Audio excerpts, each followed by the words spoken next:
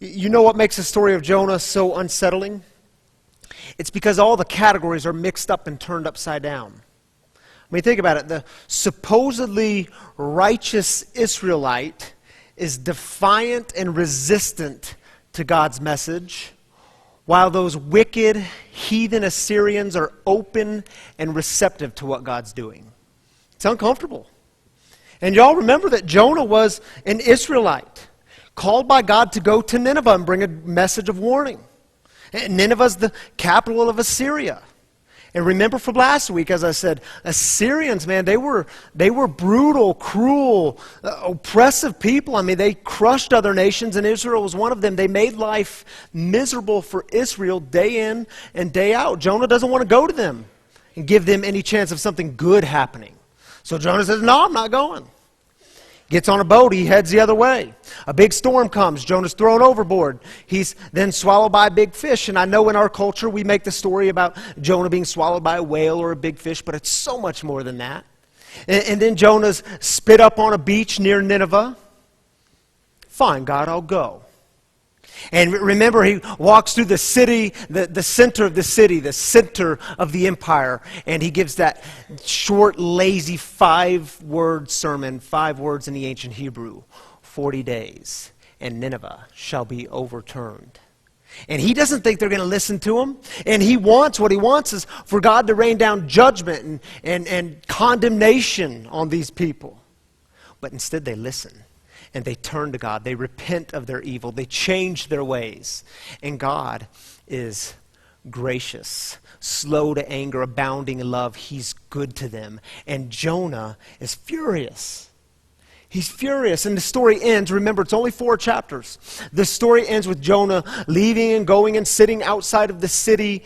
And then God appears to Jonah and says, seriously? Dude, is your anger a good thing? Should I not love your enemies too? I mean, it's an uncomfortable story. It raises all sorts of questions. And I did hear your questions this week. I received your emails and your text messages and your Facebook messages and the conversations we had just outside the doors last Sunday. I hear your questions. And the good news is we are all asking the same questions together, because the questions you are asking are the questions I am asking. And I think if I heard y'all right, and you can tell me more afterwards if I didn't capture it all, but if I heard y'all correctly, I think we could boil it down to 2 questions. And the first one is, well, yeah, but what about the Assyrians? And what about God? Did God just kind of let them off the hook? Did God essentially say to them, well, it's all good. Don't worry. I mean, I know you caused a lot of death and destruction, but it's all good. You know, it's interesting, because in chapter 4, at the end of Jonah, chapter 4, we are told this really important detail from the storyteller. It's verse 5. But Jonah went out from the city and sat down east of the city. Really important detail. It takes us all the way back to the early stories in Genesis. Do you remember what happened when Adam and Eve's story went awry? When they ate of the fruit? The text tells us that from that day forward, they lived lives east of Eden, east of the garden, east of everything good that God was doing. And here Jonah is now residing east of everything good that God was doing. And so the story, even in Genesis, essentially becomes about coming back home. And so the question becomes, do you think Jonah ever came around? I mean, do you think Jonah ever really bought into God's mercy? Did Jonah just stay there and stay angry, or did Jonah come home? Now, these questions, they're not distant and removed, are they? These questions are not about some guy way back then. These questions are not about a story that happened in the ancient world. These questions are the questions we ask of our own lives. These questions are the questions we ask when we look out into our world. And so what I'd like to do with you this morning is start with, and I do realize we're a few minutes in already, but I want to start with 5 things about what forgiveness isn't. Because what I've noticed happens when we get in conversations about forgiveness, The thing can become so abused and twisted and manipulated, and we can actually do more harm than good sometimes. So before we talk about what forgiveness is, I want to breeze through these 5 things about what forgiveness isn't. Number 1, forgiveness is not condoning what they did. I cannot tell you how many conversations I've had that have gone something like this. Well, Ryan, you just don't, I can't forgive them. Because if I forgive them, that means what I'm saying to them is what they did, it was okay, and I just can't say it was okay, and it'll never be okay, so I can't forgive them. You don't have to condone what they did to forgive them. Jonah, you don't have to condone the behavior of the Assyrians to practice forgiveness. Number 2, forgiveness is not waiting for them to admit what they did, because my brothers and sisters, that day may never come. You know what I mean? Again, I cannot tell you the number of conversations I've had that have gone like this. Well, Ryan, I just can't forgive them. Because they haven't owned their pieces yet. They haven't admit what they did yet was wrong to me. So until they fill my ego and let me know, well, then I just can't forgive them. Yes, you can, because forgiveness has nothing to do with waiting for them to admit their wrongs. And by the way, that day may never come. You may wait an entire lifetime. Number 3, forgiveness is not eliminating the consequences or preventing justice. You know what I mean by this? So last night, our car was sitting in a parking lot at Free. Somebody ran into our car. They didn't bother leaving a note. They didn't bother letting us know. Luckily, some construction workers were paving the parking lot outside, and someone got a picture of it and got a picture of their license plate. Now, I lost 0 sleep over this last night. It's a car. But they still have to pay for the damages, right? There still may be consequences, even if we offer forgiveness. Number 4, forgiveness is not forgetting what happened. Don't you hate those conversations when you get into it's about forgiveness, and someone always pipes up and says, well, you just got to forgive and forget. That's what I do. I just forgive and forget. You just got to forgive and... No, bull butter you do. Remembering keeps you healthy. Remembering your story helps you set up good and firm and healthy boundaries so that you don't keep going back to those places of harm and destruction. Number 5. Forgiveness is not necessarily reconciliation. And this came up from a few of you last week. Ideally, in best case scenarios, you go to that person and say, man, I am so sorry. And they say, dude, don't even worry about it. Let's go get some coffee. But you know the situation isn't always ideal. You know that in some situations there has been too much pain, too much harm, too much damage. Reconciliation is not at this time possible. So let's spend a few minutes talking about what forgiveness is. Because, my friends, forgiveness is about you. It's about you being free. Forgiveness is about you returning home to the person God created you to be. It's a communal question, too, to the people God created us to be. Now, it's interesting because in the New Testament, the word for forgiveness is this Greek word, aphiemi. Oh. One more. There you go, aphiemi. Say that Greek word with me, aphiemi.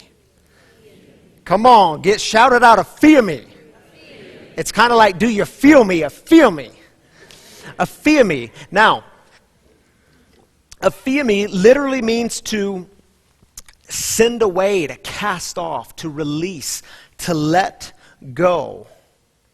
And it's interesting because this word is used 147 times in the New Testament. Do you think Jesus cared about forgiveness? Do you think the early church, those early Jesus followers, wrestled with and struggled with forgiveness the same ways in which you and I wrestle with and struggle with forgiveness? 147 times.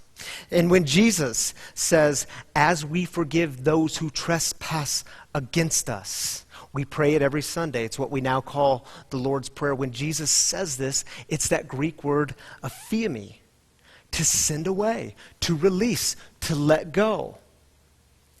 That person, those people, that institution, that system, you're holding on to it. You're in bondage.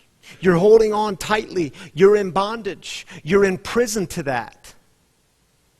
And yet you still have this dreadful idea, this old idea that if I hold on tight enough, and if I hold on long enough, then I can control that thing, and ultimately they're going to see it my way, they're going to agree with me. My brothers and sisters, what would happen if you let go? What would happen if you release the thing that you've been clinging to? It doesn't mean that you're condoning what they did. It doesn't mean that they won't have consequences for their actions. It doesn't mean you're going to forget the events. It doesn't mean you're going to go grab coffee next week. They may never own what they did to you. But Ephemi says that's not your problem. Forgiveness says that is no longer your problem because you are moving forward. You are letting go. You are releasing them. Ephemi. Do you see why questions about their consequences, questions about, well, did God ever really give some punitive action here? Do you see why those questions, it's not that they're bad questions. I ask them too. But they're questions that keep us locked up in that same old system, that same old cycle. If I could just hold on tight enough and long enough, then I'll control it. See, forgiveness is about you dying to the idea of trying to run the show. It's about admitting you haven't done a very good job at running the show. Forgiveness is about you turning things over. Was Jonah ever free? I mean, wouldn't it be interesting if there was a Jonah chapter 5? Was Jonah ever free? Did he ever come home? Or did he stay living east of everything good God was doing? And by the way, you know what one of the best forgiveness prayers is? It's 2 words. That means even you can memorize this one. Hear God. Here. You know, a few months ago, I was putting my 6-year-old daughter, Shiloh, putting her to bed. Now, Shiloh, for those of you that know Shiloh, she's high energy. She's always on the go. And when I was putting her to bed this night, she was somber and she wasn't herself. And I could tell something was wrong. I said, baby, what's wrong with you? And she says, well, Poppy, I just can't stop thinking about that thing that I did, baby. What thing did you do? And she said, Poppy, well, do you remember when there was the plate on the counter and there was just one cookie left and I saw you going after it, but I was behind you and I ran and I beat you to it and I grabbed the cookie and I stuck the whole thing in my mouth. I didn't even share it with you. I just can't stop thinking about that and I don't know why I did it. And now, y'all, months ago, I had a very vague recollection of this event. And I said, baby, don't worry about it. I didn't need the cookie anyway, you know. Go to bed, it's late. 3 weeks ago, Shiloh is going to bed. I'm putting her in bed. I'm tucking her in. I can tell that high energy Shiloh wasn't herself. She was somber. She was down. Baby, what's wrong with you? Poppy, I just can't stop thinking about that time. You remember the plate on the counter and I grabbed the cookie and I don't even know why I did it and I don't know why I didn't share any of it with you and I feel so bad about it. All right, Shiloh, here's what we're going to do. Next time this comes up, I want you to pray. Can you pray? Yeah, Poppy, I'll do it. All right, Shiloh, here's what I want you to do. Next time it comes up, and if it's tonight, I want you to do it tonight. I want you to just stretch your arms out to the sky and open your hands and say, here, God. Here. Baby, you don't have to carry this anymore. Give this thing away. It's not doing anything good for you. You don't have to. Just here, God. You see, the truth is, some of you have mastered the art of living in the past. There are mistakes you've made, things you've done, big things that you've done. You've caused harm and destruction. You hurt people. There are regrets that you hold on to, and because you hold on to these regrets, you will never bring your best self to the table. Because you hold on to these regrets, you will never bring your best self into the relationships around you. Aphiemi. Let that go. And by the way, aphiemi is not looking into your life with all kinds of judgment. It's not finding manipulative ways to say, see, I mean, what I did wasn't really that bad, see? No, aphiemi looks into it in all its ugliness, all its dreadfulness, all the pain that you caused, all the chaos that you created, and it says, I'm no longer carrying it. I'm letting this go. I'm releasing this into better hands. Here, God. You see, in my experience, if we are not able to forgive ourselves, then we really suck at forgiving other people. And in my experience, if we are not grounded in the unconditional love and grace of God, then we are never good at forgiving ourselves. And do you remember why Jonah didn't want to go to Nineveh? I mean, he says it at the end when God is good to them. Jonah says, see, God, this is why I didn't want to come. Because I knew that you were going to be good to them. I knew that you were a God of grace and slow to anger and abounding in love and good to all. I didn't want them to get that. And it is the kicker of Jonah, and it is a good kicker. It's good for you and me. Because if God is gracious and slow to anger and abounding in love and good to all, that means that God is gracious and slow to anger and abounding in love and good to you too. And yes, I get it. I know what it's like to live in that regret and to hold on. And you say, man, I don't know if I can be forgiven for that. I don't know about that thing. Just shove that way down there. Never talk to someone about that. I don't know if I can be forgiven for that. Yes, you can. Yes, you can. Because you are worthy of forgiveness. And it's not because of what you did or what you didn't do. We have to take forgiveness out of those categories. We have to take forgiveness out of the categories of deserving and undeserving. You are worthy of forgiveness because of who you are. That when God looks out to you people, God sees a bunch of sons and daughters. God says, that's my boy. That's my son. Oh, that's my girl. That's my girl. Yeah, and I know what you did. That's my boy. Yeah, I know you're living east of Eden. I know you're living east of everything good that I'm doing. That's my boy. I'm never going to give up on you. I'm never going to leave.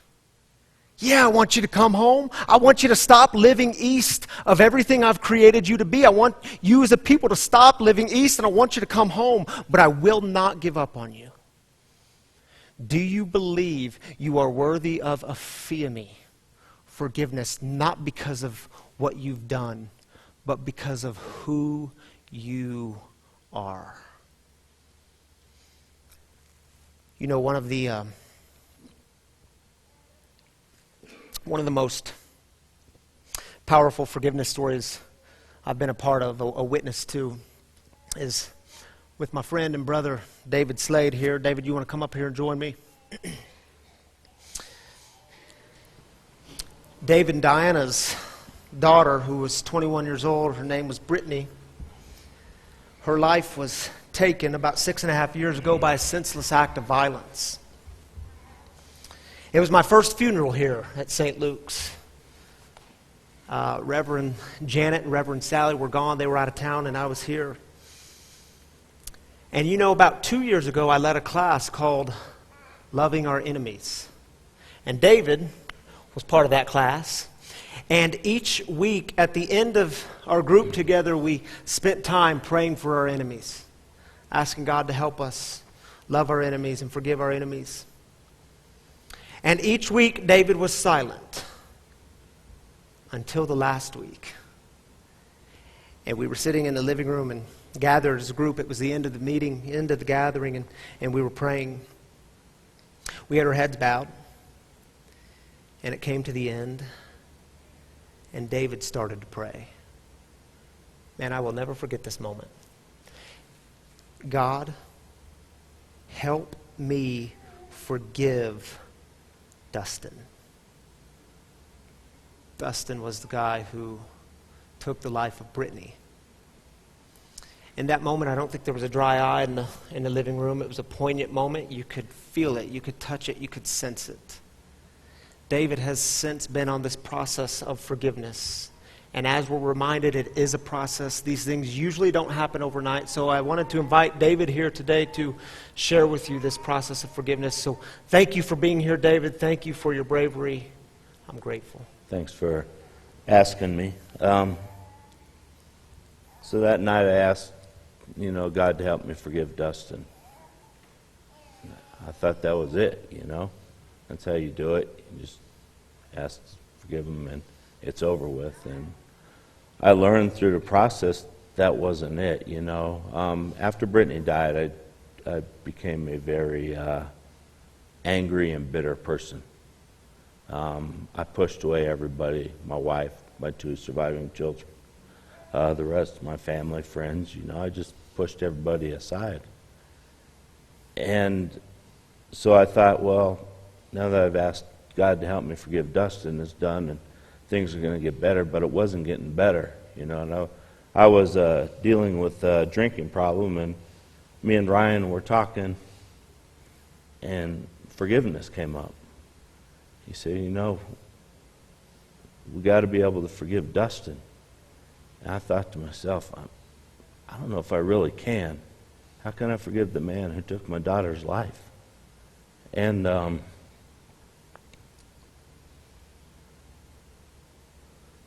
Ryan then explained to me later that, forgiving somebody isn't condoning what they did. And I think that was the biggest hurdle right there for me, is because that's what I was afraid of. People were going to say, how can you forgive this man? You're just letting him off the hook for what he did. And, after Ryan told me this, that really helped in the forgiving process, but I was going through the process and it still just didn't feel right, and it didn't feel like it was working. And then I really realized I needed to forgive myself for what I did to everybody else around me. Because I truly couldn't forgive Dustin until I forgave myself. And so I had to work on that. And it's still a process. I deal with it every day, There's days it comes up where I'm very angry at Dustin, And it's like Ryan said in the sermon, I just got to turn it over to God, That's the only way I'm going to be able to forgive that man for what he did, and to live my life and to give my wife and my surviving kids what they deserve, and that's a husband and a father, to walk through life with them. So, thank you for sharing that story, man. Thanks. Thanks for being here. Thank you. Love you, brother. Thanks.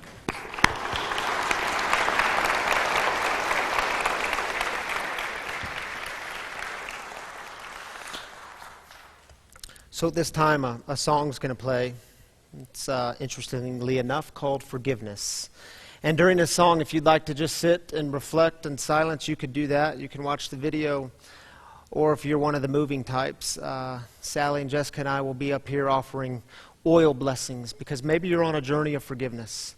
Maybe you need a blessing along the way to forgive someone else or other people, or maybe it's yourself that you need to forgive.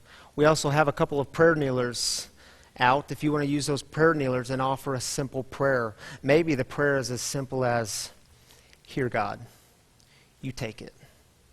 So at this time, I invite you, if you'd like to move, to come forward. If you would like to stay seated, as always, you're certainly welcome to do that.